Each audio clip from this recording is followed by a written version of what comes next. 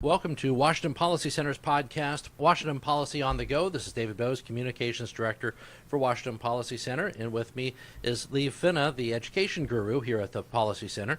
All across the state, the talk is on teacher pay. The legislature for the past several years has been focused on fully funding basic education, and to much applause, they came up with the McCleary solution and fully funded basic education. And now, instead of things going very smoothly this summer, we have basic chaos right before school or right at the beginning of school starting, with some districts on strike, others threatening strikes up to the last moment, all over the issue of teacher pay. What happened? Well, it's complicated, of course, because the legislature wrote a big change in the way teachers are paid in the last session, and they put a limit of 3.1% pay increases for teachers in the transition period between moving from fully state-funded salaries to limiting local contributions towards those salaries. So this year we have a sort of a peak of funding for the school districts that is going to end next year when the limit that they've imposed on local levies is put into place. So the union has moved in, demanded double-digit pay increases for teachers, claiming that they haven't been getting any pay increases in the past 9 years as the legislature increased state funding for the schools, which is not the case, because since 2009, when the McCleary decision was decided in King County, the state's legislature has added billions of dollars more to public education, so that we've added $9.7 billion in 9 years, a 75% increase. And since 85% of the money that is spent in the public schools is spent on pay and salaries for educators and the other people working in the schools, these districts have been passing along these pay increases quite generously. But now we have this sort of interim year between this new system. The state has changed the way teachers are paid. No longer are they paid on this single salary model. They're paid on an average. The districts are receiving money for school funding based on an average amount for teachers, an average amount for administrators, et cetera. And they've discarded the old pay scale. But they've created a new form of boost to pay based on the regional cost of living differences across the state, and this has caused more money to go to some of the more expensive districts to live in, and not so much money to the districts that are not so expensive to live in. And the union has played up these disparities, and so some of these districts have gotten very large pay increases, like in Shoreline, 24% increase.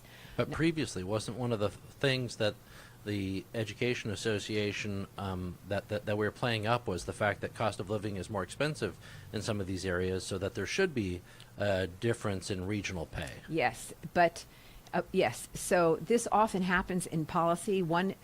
An argument is made that class sizes, for example, are too large, and we need billions of dollars more to reduce class sizes. And then when you get down to it, the money is shifted elsewhere. And this observation about the differences in salaries amongst districts is a fact of life. It's not a solution that government can really supply, because the labor market changes dramatically from year to year and from region to region. So it was an error for the legislature to try to fix that problem. In fact, before the whole McCleary lawsuit proceeded, there was a teacher pay study funded by the legislature that by an independent researcher who thoroughly examined the way we pay teachers in Washington State, and noticed that the local levies that have been used to supplement the pay of teachers and administrators across the state are roughly comparable to the market demands to the cost of living in these different areas. So, for example, Seattle has the most generously funded levy supplements to teacher pay in the past, and that's the most expensive place to live. And these additional levies provided to teacher pay were roughly a reflection of the market. So we actually had a practically a pretty well functioning labor market for teacher pay, which now the legislature has completely upended and tried to move in to replace. And of course they're going to fail because no one legislature can anticipate what the labor market can do in many different regions. So this is a widespread failure shared by the state Supreme Court and the legislature to think that this can be solved centrally, when a better way to fund the schools would be to provide a dollar amount per student based on the difficulty of educating that child. And that's what we've been advocating for a long time. And that was one of the ideas in one of the bills, but that was stripped out by the ruling party here. So Wouldn't even if you applied the difficulty of educating the student, would there still be a regional difference in the amount it would cost to educate the student? well, if you had left the levies in place as they are, that extra levy could have been applied to pay teachers more for the cost of living there. And then you wouldn't have had some official sitting in Olympia trying to imagine what the cost of living is going to be. And they're going to have to reset this every 4 years. It's just not a practical solution. One of the criticisms that teachers have made in terms of demanding some of the higher double-digit salaries is that it's necessary because they've fallen so far behind in their pay, and that compared to other professionals that they're not being paid anywhere near there. Now, one of the ways that people in the private sector determine whether or not an increase is necessary is the difficulty in finding employees and what's the turnover. I don't know if you've studied this lately or not, but do we know what the turnover rate is among teachers in Washington State, and is it unusually high of people leaving the profession?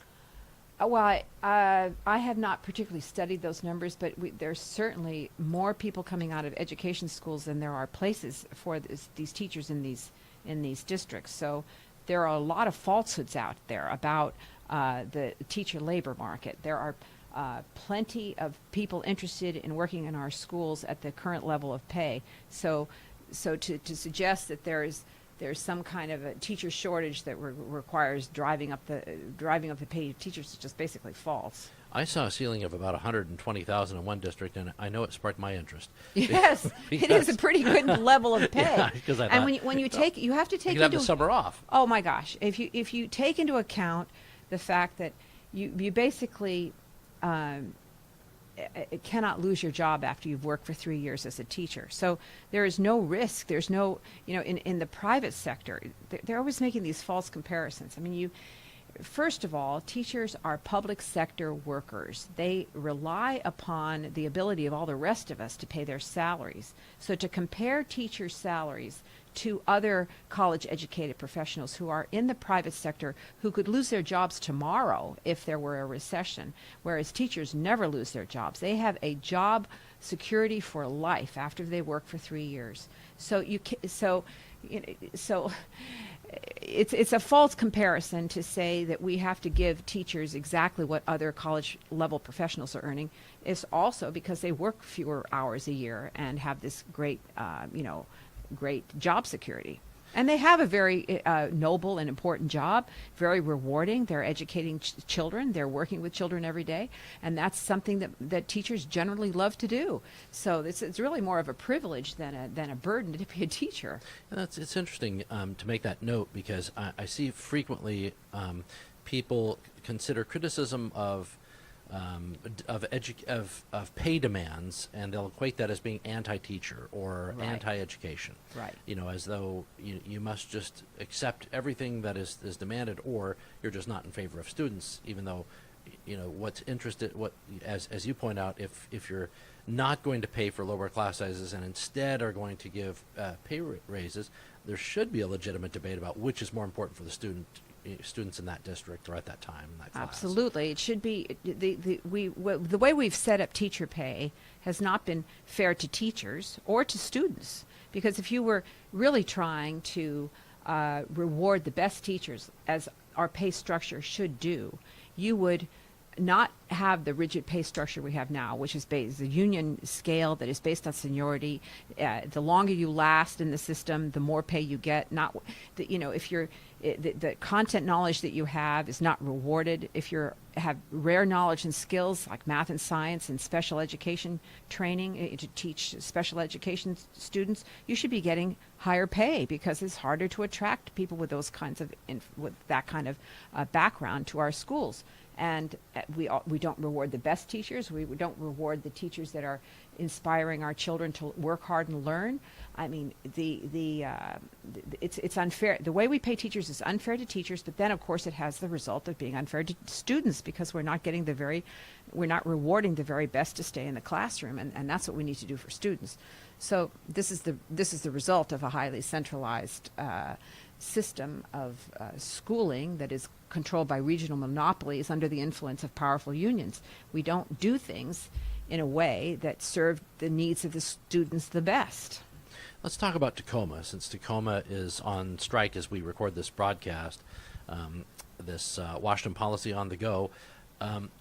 What is the comparison of Tacoma? How do teachers compare to the taxpayer workers that actually fund their salary?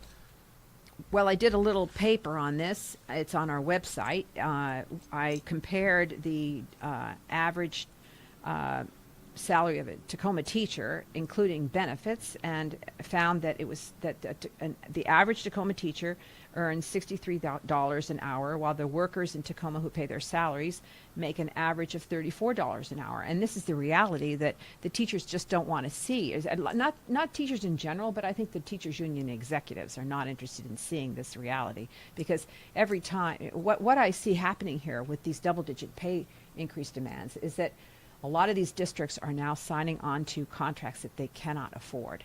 And the first thing their superintendents are going to do is run to Olympia in January and demand more money from the state.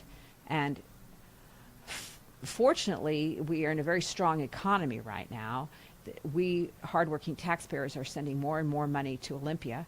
But if there isn't sufficient money to pay all these districts that have signed these unsustainable budgets in the new budget, this will require a tax increase. And so this is a simple mathematical, it's very simple. Obviously, if we pay teachers more than there is money for, we're going to have to increase taxes on the people, and that means less take-home pay for the people that are paying these taxes.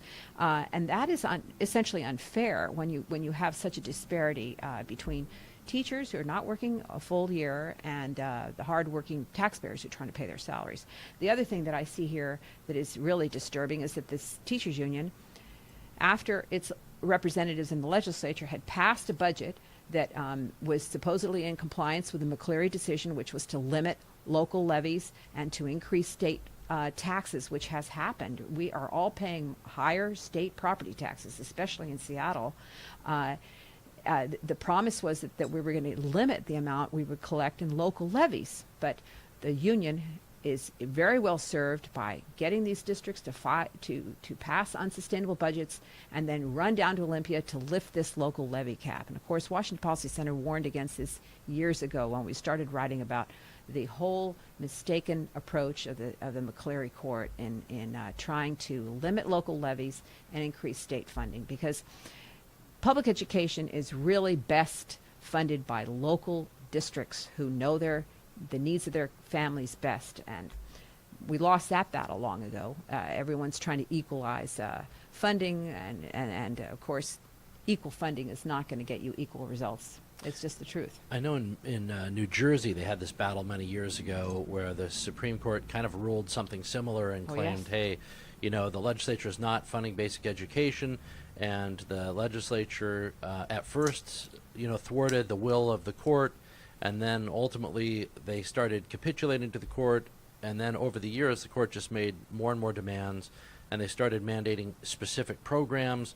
And essentially the criticism of a lot of New Jersey schools was that the legislature doesn't run the schools anymore. Is there a risk of that here? Well, that's a very good question. In New Jersey, that has caused, I think they're spending in these districts, they're called the Abbott districts for the low-income families, they're spending well over $25,000 per student a year, and the results are still deplorable. So New Jersey has really proved the proposition that more money doesn't improve the schools, that what you need is school choice to improve options for children.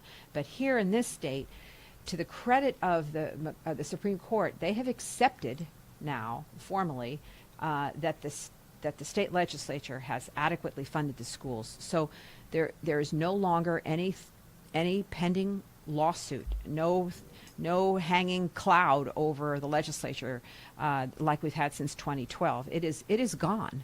We have fully funded the schools. The program that the legislature has put into place now was accepted by the state Supreme Court, and they have no longer any continuing jurisdiction or oversight over the legislature. So that's a positive and different situation than what's happened in New Jersey. New Jersey continued just to oversee what's happening in the legislature.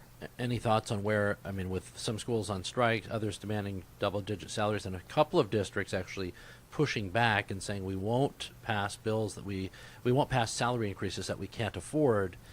Any thoughts on where all this ends up? It's hard to prognosticate. Right now, there are 9 districts on strike, and there are 116,000 students that are not going to school on time as they should be. There's the Longview School District is going to take the union to court.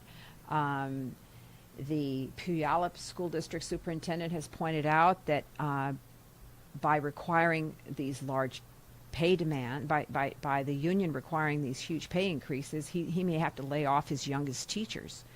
And so there's just still there is a useful discussion about the downside of all these strikes right now. The newspapers have recognized that the money that was promised for smaller class sizes is being diverted to pay increases to teachers, which was never intended by this McCleary decision. Of course, we want to pay teachers fairly, and teachers are being paid an adequate amount. On average, statewide, teachers receive a salary of $70,000 a year, plus another $25,000 in benefits. That's nearly $100,000 compensation package for working 10 months of the year and having job security for life. And many other benefits. They have more days off than anyone in the private sector. They have a very good pension. They have the best health care. And there really should be a lot more gratitude being expressed by teachers than we're hearing. I don't know where this ends up, but I do think part of the picture here is that the WEA union is afraid that teachers are going to pull out of the union now that they have the power to do so under the Janus decision that came down from the U.S. Supreme Court in June. Now the union can no longer force teachers to pay dues that they don't want to. And they're trying to make themselves relevant, and so they're trying to say, look at you guys, we're going to the members of the union, stay in the union because we're going to give you a double-digit pay increase. And I think that's what's really happening here. But teachers are pretty smart. There are a lot of teachers that resent having had to pay these union dues for many years and being forced to pay these dues to political organizations they don't agree with, whose tactics are strong-arming districts and doing what they're doing right now, throwing kids out of school. There are a lot of teachers that understand that education depends on peace and cooperation among adults, and that this does not help our children learn in school as they should be. All these fights among adults are self-defeating. And so I think what we may see here is a backlash, because for the first time since I've been doing this, the newspapers are widely reporting what teachers are being paid. And people are thinking about, what does this mean in comparison to what they're being paid? And I think the union is taking a big risk here of overreaching and showing that it's really out for self-interest, growing its own budget, growing their own pay, and all in the purpose of maintaining their power in the system. And it's very discouraging to see that we allow this in the education of our children. It's interesting. My memory, and maybe it's playing tricks on me, but I seem to recall when the legislature did set up the McCleary fix, it was primarily the Senate Majority Coalition Caucus plan that was going through. And I seem to recall the Washington Education Association claiming that there wasn't any extra money in it, and it was an overall cut, and it was a big disaster. and now they're claiming credit for this massive influx of That's- money. that's a And good point. I mean, Oh. I wish I could go back and start grabbing media clips of the time. Oh, Am they're I, always Am I t- misremembering that? or No, is that- no, they're always they're always posturing, depending on the moment, whatever is useful to them in the moment. But Sure. the fact of the matter is that we're going up to $15,000 per student on average across the state. Here in Seattle, we're providing $18,000 per student. So that's enough to pay tuition at a private school. And there's so much money in the public education. A lot of these teachers are putting their own children in private schools so that their own kids get better educated. So, I mean, the fact is that the McCleary decision has delivered a huge, I think it's $9.7 billion in the last 9 years, and additional billions still coming. So we're nearly doubling the amount that the state has provided to public education. And I can tell you it's very disappointing because anyone that studies this understands very quickly that if you just put an existing system that is not running very well and you give it tons of money and you don't change the basic structure of the system, you don't change the way teachers are paid, you don't introduce any reforms to teacher tenure, you don't really change anything about it, you don't increase parent choice, you'll get the same system, the same results. It'll just cost you a lot more. Lee Finna, the second inaugural Washington Policy on the Go. Thanks so much for making the time. Oh, thank you, Dave. We'll have another episode next week of Washington Policy on the Go. Be sure to check out our Facebook page. Make sure you like it, and make sure you tell your friends about it as well as our Twitter handle. Go to anywhere on WashingtonPolicy.org, the website, to see all the latest work, and we'll see you next week.